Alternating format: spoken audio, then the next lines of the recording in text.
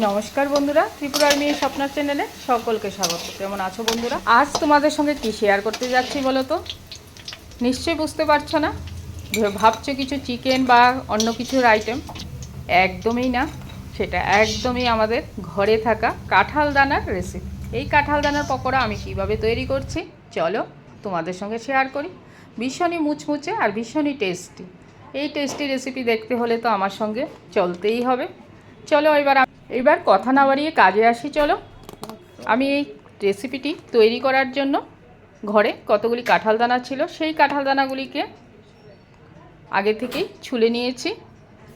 এবার ছুলে নেওয়ার পর সেগুলিকে পাত্রে একটা জল দিয়ে ভালোভাবে ভিজিয়ে রেখে দিয়েছিলাম।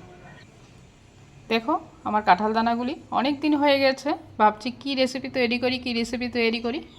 এবার সেই রেসিপিগুলির মধ্যে এতগুলি কাঁঠাল দানা আমি নিশ্চয়ই পকোড়া তৈরি করব না, তার মধ্যে আমি কাঁঠালের যে দানার ভর্তা বানিয়েছিলাম সেটা তোমরা দেখতে পেয়েছো।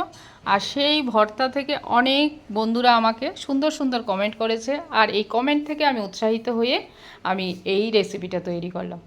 এই রেসিপিটা দেখো আমি কিভাবে গ্রেটটা করে নিলাম, আর সেটা একদমই নারকেল কোড়ার মতো, কারণ এটাকে বেশি মিহি করব না, কারণ তাহলে ভালো লাগবে না খেতে। এরকম একটু একটু দানা রয়ে গেছে, সেইটাকেও আরেকবার গ্রেট করে নেব। আর তার সঙ্গে কাঁচা লঙ্কাও দিয়েছিলাম 4-5টা, দিয়ে ভালোভাবে এটাকে মিহি করে নিলাম। এই যে এবার কাঁচা লঙ্কা, পেঁয়াজ কুচি আর সামান্য পরিমাণ নুন স্বাদ মতো, তার মধ্যে দিয়ে দেব ময়দা। তোমরা চাইলে চালের গুঁড়োও দিতে পারো, আমার ঘরে চালের গুঁড়োটা ছিল না, তাই আমি সুজি ময়দা দিয়েই ব্যাটারটা একসঙ্গে মেখে নিলাম।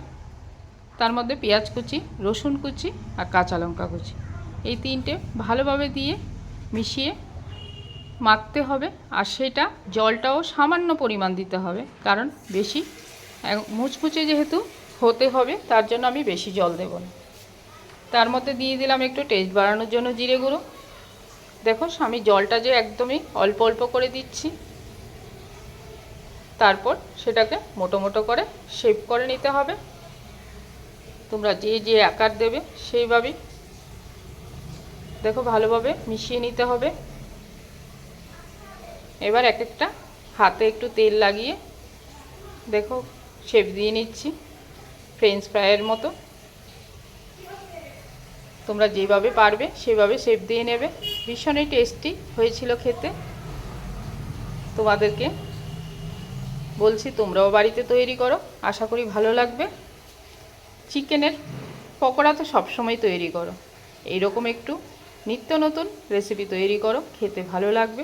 আর সব সময় তো চিকেন ঘরে থাকে না, তখন ঘরে যদি কিছু আইটেম থাকে সেই দিয়েও সুন্দর করে পকোড়া বানিয়ে সন্ধ্যা স্ন্যাক্সে খাওয়াই যায়। ভীষণই ভালো লেগেছিল। দেখো কত মুচমুচে হয়েছে।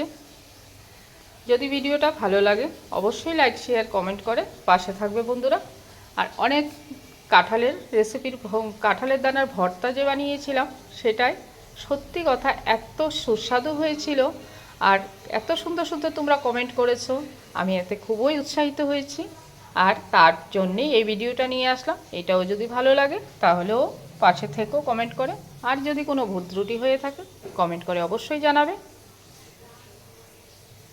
তোমরা যদি চাও গ্রিন চাটনি দিয়েও খেতে পারো, তার সঙ্গে সন্ধ্যা স্ন্যাক্সেও খেয়েছিলাম এরকম গোল গোল বানিয়ে পাকিয়ে, বেশ ভালো লাগছিল।